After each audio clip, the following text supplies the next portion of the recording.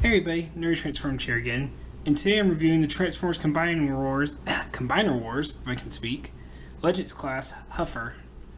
Now, Huffer in the cartoon was a bit of a pessimist, as he was always like, oh, well, this won't work, or this will just go badly, always worried about something going badly or going wrong, or just, in general, being a pessimist. But he is kind of known, he is a very well-known Season 1 Autobot, and it's kind of nice to have a little figure of him. This particular mold is a remold of the, or not a remold, it's actually just a head swap of the Thrilling 30 Legends Optimus Prime. Only difference is different paint and different head. Everything else, from as far as I know, is exactly the same.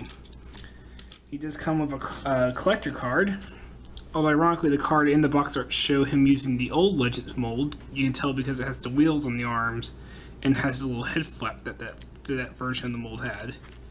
I don't think they ever repainted that in the Huffer, so I'm not sure why they're using this particular art.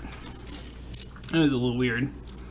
But yeah, this truck mold's based off Optimus Prime's IDW appearance, except for the back is just his legs pretending to be the back of a truck. Really wish you could at least have the feet flip out, down, or something, so that way it's not so obvious it's his feet. But they can show you size comparison. Here he is next to Groove from the Combiner Wars line, Legends Class 1. And here he is next to Classics Optimus, since he is a reuse of the Optimus mold. And this is actually a pretty good size compared to Optimus, as Huffer was much smaller. He was a mini-bot, much like Bumblebee and Cliffjumper. And yeah, it might look a little weird to have two semi-trucks being like one humongous next to the other, but as far as the robot, that is a good size for him. There are some nice details. The grille is nicely painted, as well as these headlights are all in silver. The windows are actually like a crystal blue kind of color. There's a little Autobot symbol stamp there. And your only other paint that's really for the truck is that there's the top lights here are painted silver, as well as the little side canisters. And there's of course some paint up here that's more for the robot mode. But there isn't a lot of nice paint on there, especially after how much of the RID line I've seen. It's really nice to see something that's got enough detail in it. And there is a little bit of blue to kind of break it up, but it's really just the transformation stuff sticking out. So, speaking of which, let's get him transformed. And it's pretty simple. I'm going to start at the bottom here, and these little panels on the sides are actually tabbed into what will be the hips. So you got to pull them out slightly. And once you do, you can kind of keep pulling at them, and you can start folding the arms out. This actually does kind of just like once again reinvent the G1 Optimus Prime transformation with the arms being right here. It's actually very similar to the old Legends one too. So go ahead and work the shoulders outward. One thing that was really holding them in is the arms being in the sides there. Bring them down. You are supposed to fold out the little wind razor pieces to kind of give him some actual shoulder movement. Then grab the whole grill piece, and it's just one big piece that folds down out of the way, revealing the robot chest, really. It is on a double hinge, so you're going to want to pull it away from where the legs are, as they will then fold inward. And the legs, you're not folding at the hips, you're actually folding at the hinge right above them to kind of form the robot bottom of the robot's chest. Then make sure the cab is folded down out of the way, get the arms out of the way, and the whole piece will twist just under these little plates here. And to show you from this side, you can see it twist right into line up with all that. Then you're going to come to the chest and actually start opening up the windows to reveal an Autobot logo. And that'll give you just enough room. Oh yeah, I forgot to mention, he does have a gun. You can actually peg it to where the head is in robot mode, or in vehicle mode. Forgot to mention that. But yeah, the peg on his head, and it can be helpful to get the head out since it is a little difficult. Really tiny little head, I'll give him that.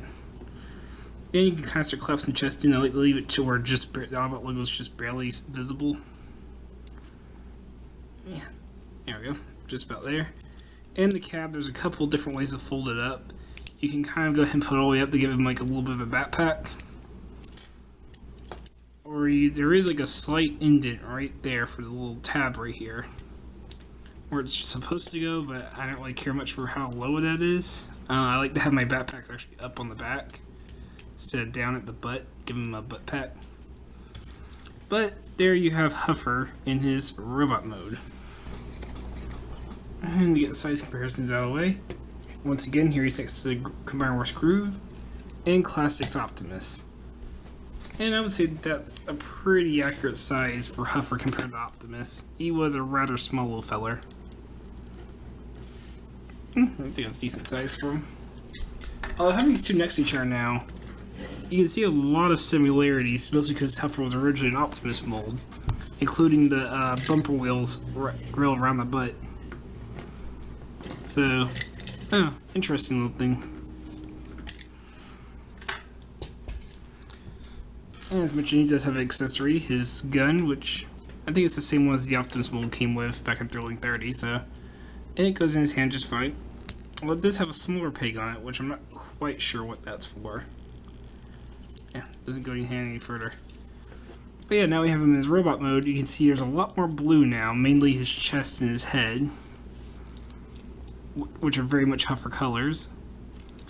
And there's a bit more silver too. There's some silver on the chest right under the windows. It, of course, it uses crystal blue from the windows. The Autobot sigil, the panel it's seeing on is silver. The arms are painted silver. And what was the back of the cab, the details are now being used here as well. So he gets a lot of nice little paint, and his head is fully painted pretty nicely. Blue eyes with silver, and he's got like a tiny bit of a blue chin. So that's pretty nice. I do prefer these folded down, but that limits your articulation. I wish these somehow like transformed to be like here to kind of like resemble his in G1 Huffer had like an overhead thing from his truck kibble. And I kind of wish they had somehow used these to kind of replicate at least the back part of it instead of leaving them on the shoulders over here. Like kind of flip them around. And you can flip them around and do that with them instead if you want. You just have to flip them back for truck mode. Yeah. But they are pretty easy to pop off, so you can probably do a couple different things with them. As far as new details, well, like I said, there's the head. If you open the chest, you get a better look at the Autobot symbol, but you can see there's a lot of empty space around it. So I prefer keeping it a bit more like that. There is a new kind of chest plate look. He's got some details down here, including like looks like fake headlights. Legs, just typical techno details without actually being anything. Same with the arms, just little panel lines. But it is nice to have some details on him. I kind of wonder what's with his knee panels, so he's got these little weird squares or brackets on them. But pretty neat figure overall. Articulation, his head is on a swivel. It goes 360.